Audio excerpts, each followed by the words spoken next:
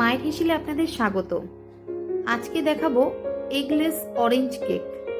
সেজন্য আমি নিয়ে নিয়েছি একটা অরেঞ্জ।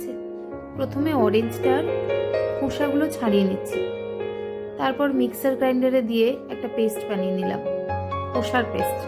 তারপরে অরেঞ্জগুলো আলগা করে একটা জুস বার করে নিলাম। এর মধ্যে নিচ্ছি 2 কাপ ময়দা, 2 চামচ বেকিং পাউডার, আর 2 কাপ ময়দার জন্য নিচ্ছি 1 কাপ চিনি, সেটাকে গুঁড়ো করে নিয়েছি। তার মধ্যে দিচ্ছি 2 টেবিল চামচ টক দই, যেটা লেবুর রসটা করে নিয়েছি সেটা, আর দিচ্ছি লেবুর খোসাটা যেটা বেটে নিয়েছিলাম সেটা। ভালো করে ফেটিয়ে নেব। এরপরে 2 কাপ ময়দা নিয়েছি, তার মধ্যে দিলাম 1/2 কাপ মতো সাদা তেল। ভালো করে মিশিয়ে নিলাম। এভাবে দেখুন ভাঙছে না, তার মানে ময়দা আমাদের ঠিকঠাক হয়েছে।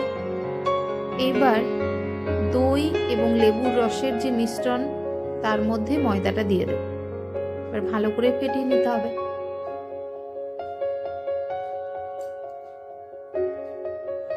বারে বারে 8 শেপে ফেটিয়ে নেবেন। এর মধ্যে দিচ্ছি ছোট ছোট পিস করে কেটে নেওয়া মোরব্বা এবং চেরি। আবারও মিলিয়ে নিলাম। তারপর কেক বসানোর একটি পাত্র নিয়ে তার মধ্যে একটু অয়েল ব্রাশ করে নিয়ে ব্যাটারটা দিয়ে দিলাম হাফ পোর্শন। একটু গার্নিশ করে দিচ্ছি। অন্যদিকে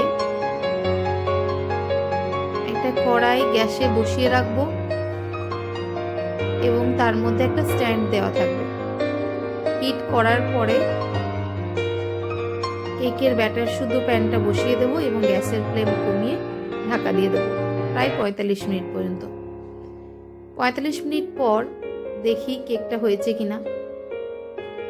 এবার দেখুন কাঁটা দিয়ে দেখছি, কাঁটার মধ্যে ব্যাটার কিন্তু লাগছে না, তার মানে কেক আমাদের রেডি।